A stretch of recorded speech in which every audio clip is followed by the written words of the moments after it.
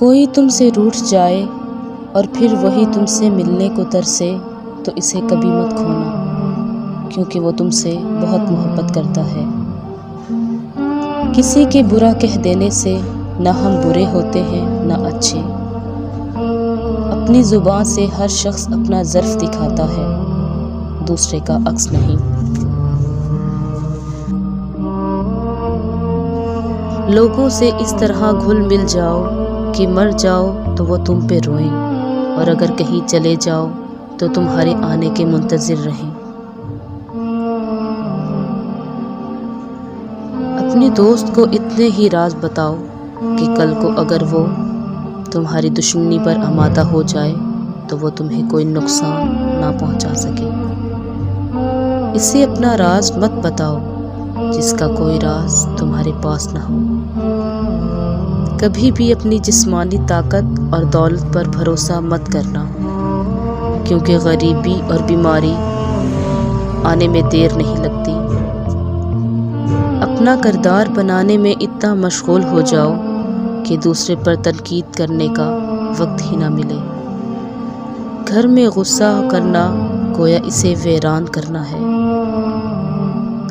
دو طرح سے چیزیں دیکھنے میں چھوٹی لگتی ہیں، ایک درد سے اور دوسرا غرور سے۔ اگر توکل سیکھنا ہے تو پرندوں سے سیکھو کہ جب شام کو گھر واپس جاتے ہیں تو چونچ میں کل کے لیے کوئی دانہ نہیں ہوتا۔ سب سے بہترین لقمہ وہ ہے جو اپنی محنت سے حاصل کیا جائے۔ یہ زندگی 2 دن کی ہے، ایک دن تمہارے حق میں اور دوسرے دن تمہارے مخالف۔ جس دن تمہارے حق میں ہو اس دن غرور مت کرنا، اور جس دن تمہارے مخالف ہو اس دن پر صبر کرنا۔ جب کوئی چیز اپنے والدین کو دو تو ایسے دو جس طرح کوئی غلام اپنے آقا کو کوئی چیز پیش کرتا ہے۔ 3 چیزیں ایمان کو تباہ کر دیتی ہیں: امیروں کی محفل، عورتوں کی محبت اور جاہلوں سے بحث۔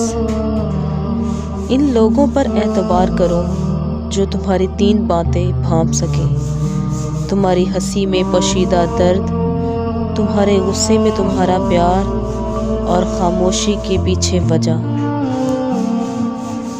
غریبوں کے پاس بیٹھا کرو، اس سے تمہاری طاقت بڑھے گی۔